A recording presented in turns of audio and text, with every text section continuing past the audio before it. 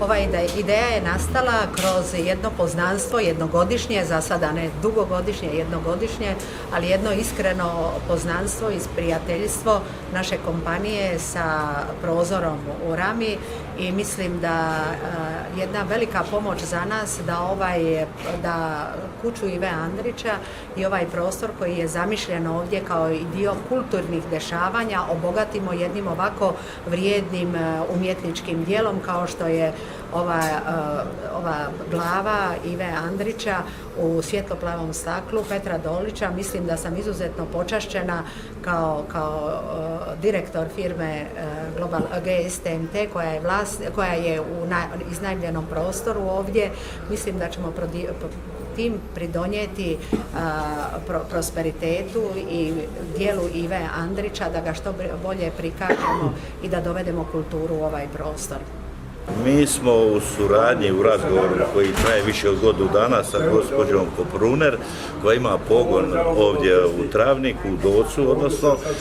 isto takav sličan jedan pogon će se ovih dana početi pripremati i raditi i potpisivanje.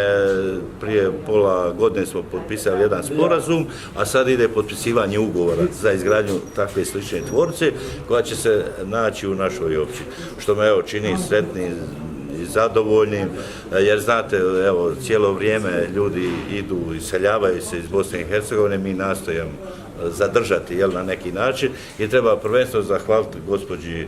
Snježani Kopruner koja vodi ovaj pogon. Ja sam ovdje bio u ovoj kući prije jedno 30 godina i sad mi izgleda sve mi izgleda puno manje, nego malo izgleda da sam ili narastao ili nešto se dogodilo. Oduševljen sam sa idejom da napravim portret Ive Andrića i cijelo vrijeme sam imao strahopoštovanje na koji način prikazati tako jednog velikog umjetnika, pogotovo što sam rođen iz Travnika i nekako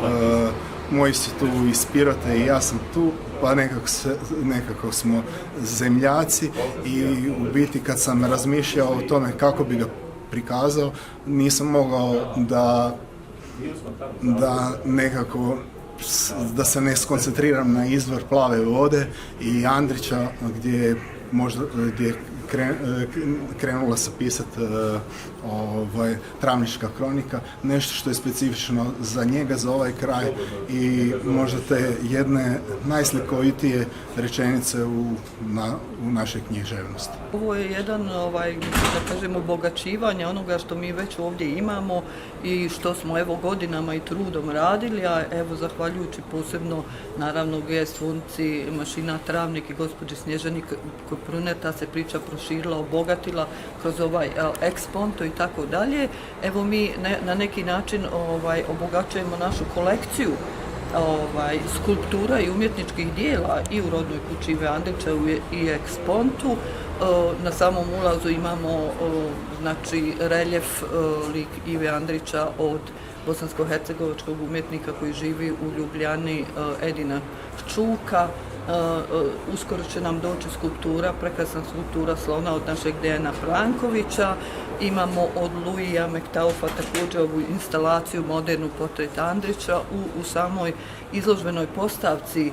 se nalazi nekoliko slika i skulptura Marka Gide, a ovo je začinilo danas sa našim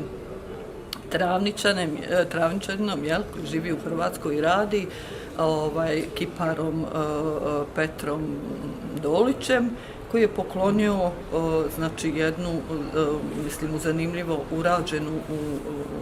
neobičnom materijalu, brušenom staklu, skulpturu. To je portret Ive Andrića koja u stvari u sebi ima i tu neku simboličku, estetsku vrijednost kroz samu formu koja je ispoljena na način